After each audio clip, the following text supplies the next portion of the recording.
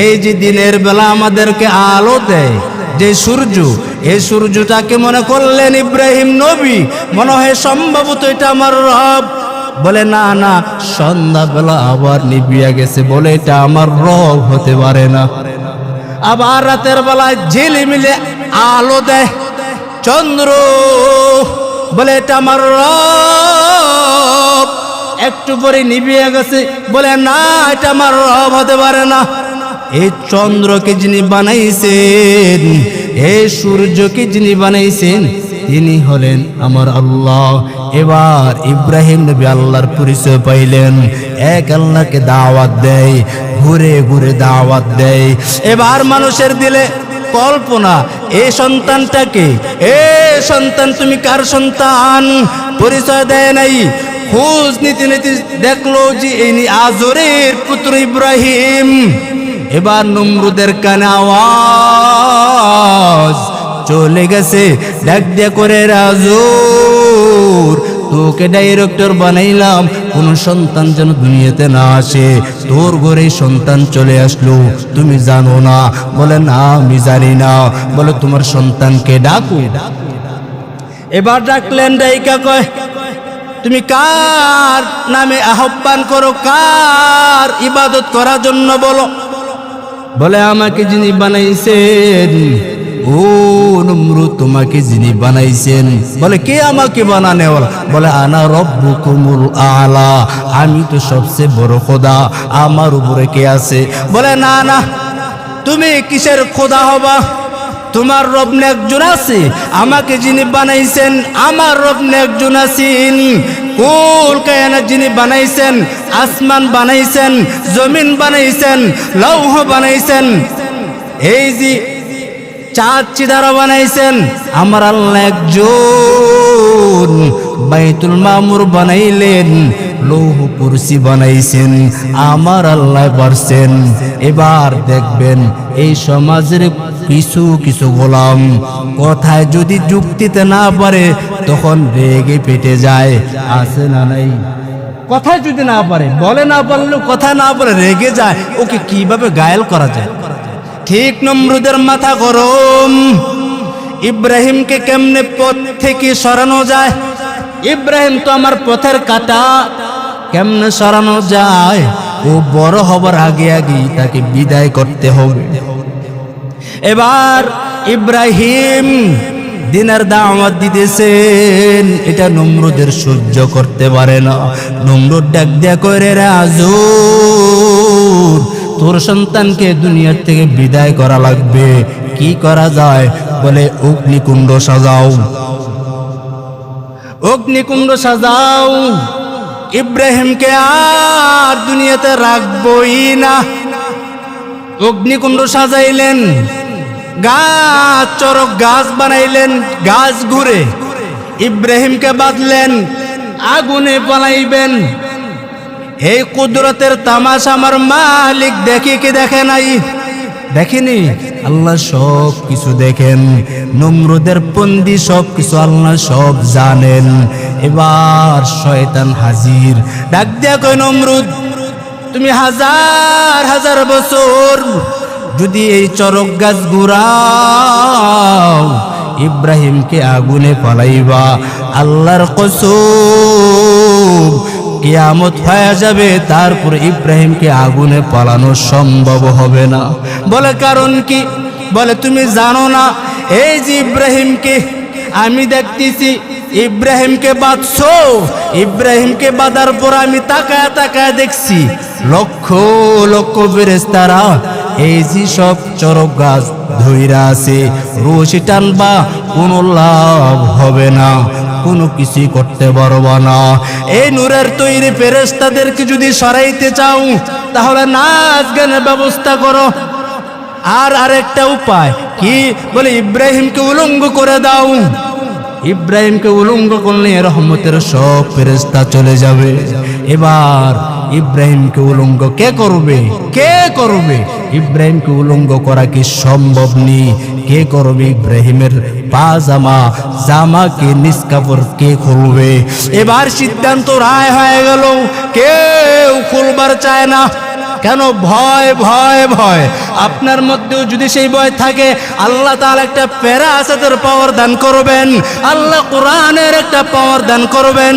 রহমতের নবী বলেন, ওই হাদিসের ভাষায় হলো ফেরাসাত, ইত্তাকু ফিরাসাতাল মুমিন ফাইন্নাহু ইয়ানজুরু বিনুরিল্লাহ।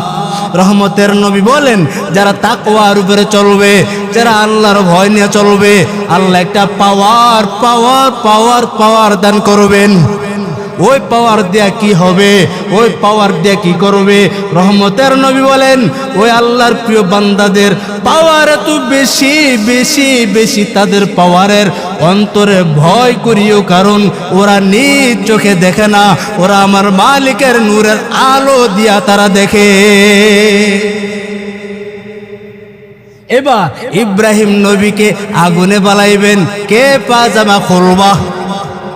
ইব্রাহিম নবীর বাবা আজও ডাক দিয়া কয় লাব্বাইক।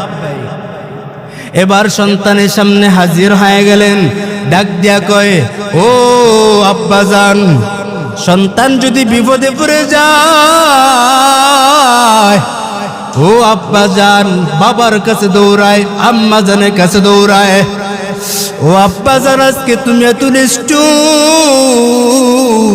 এত পাষাণ হয়ে গেছো, আজ বিপদের কালে বাবা নাই, আরো তুমি বেঈমানের সাথে তাল মিলা সহযোগিতা করতেছো। সোর দোনে না সৎ ধর্মের বয়ান। ইব্রাহিম নবীর পাজামা খুলতেছে, টান দিয়া রশি খুলবেন। এই দৃশ্য দেখে আসমানে ফেরেশতাদের কান্নার হট্টগোল শুরু। ইব্রাহিম নবী ডাক দিয়া কয়, আব্বাজান, আজ পর্যন্ত আমি আজ পর্যন্ত কেউ দেখে নাই, আজকে আপনি সর্বনাশ করবেন। এবার ইব্রাহিম খলিলুল্লাহ নিজ বাবাকে ডাক দিয়া কয়, বাবা এ সর্বনাশ কইরেন না, কারণ সুর শোনে না ধর্মের বয়ান। পাজামা খুললেন, ইব্রাহিম নবীকে আগুনে পালাইবেন। এবার আল্লাহর ওয়াদার, আল্লাহ ডাক দিয়া কয়, কুলনা ইয়া নারু কুনি বারদাম ওয়া সালামান আলা ইব্রাহিম। আল্লাহ আগুনকে অর্ডার করে, ও আগুন, আমার ইব্রাহিমের একটা পশম যেন না জ্বলে। এবার বেঈমান নমরুদ তাকায় দেখে যে ইব্রাহিমকে পালাইলাম আগুনে, জ্বলার তো কথা, কিন্তু না জ্বলা ও খেলা করে। আকে লুতুফে খেসরাই যারে কট, আকে লুতুফে খেসরাই যারে কট, বাকলিলা সে নারে রাগুন যারে কট। ইব্রাহিম নবী আগুনে গিয়া খেলবার লাগছেন। নমরুদ নামের বেঈমান ডাক দিয়া কয়, রে আগুন, তোমার কাজ তো শুধু মানুষদেরকে জ্বালানো, ইব্রাহিমকে জ্বালাও না কেন? আগুন ডাক দিয়া কয়, রে নমরুদ, আমি তো তোর গোলাম না, আমি তো আমার মালিকের বড় গোলাম, আমি তো আমার মালিকের জন্য বড় পাগল। আমার আল্লাহ যদি অর্ডার করে দেয়, আল্লাহর হুকুমে আমি চলি, তোমার হুকুমে চলবো না। বলো তুমি আয়েশা দেখো, তোমার অস্তিত্বই আমি আগুন রাখবো না। এই কুদরতের কারিশমা খেলছে কে বলেন? সব কিছু আমার মালিকের পক্ষ থেকে। ও গোলাম, আপনি যদি আমার রবের হয়ে যান, একটা খোদার কসম, একটা ক্ষতিগ্রস্ত আপনি হতে পারবেন না। যেমন ইউনুস নবীকে মাছে খাইছে কি খায় নাই? তিন অন্ধকার, এক নম্বর পানির নিচের অন্ধকার, দুই মাছের নিচের অন্ধকার, তিন এই মাছকে আরেক বড় মাছে খাইছেন, তিন অন্ধকার। তিন অন্ধকার থাইকা ইউনুস নবী আল্লাহকে ভুলে নাই। আল্লাহ কয়, যে বান্দা আমাকে ভুলে না, আমি দয়ার মালিক, আমার বান্দাকেও আমি আল্লাহ ভুলি না। ইব্রাহিম নবী প্রায় দীর্ঘদিন আগুনে ছিলেন। আগুনে থাইকে এবার আগুন থেকে বের হইলেন, বিবি সারাকে নিয়া। এবার বলে, এই জালেমের দেশে আর থাকা যাবে না, বিবি সারাকে নিয়ে মিশরের দিকে গমন করলেন, মিশরের দিকে কদম বাড়াইলেন।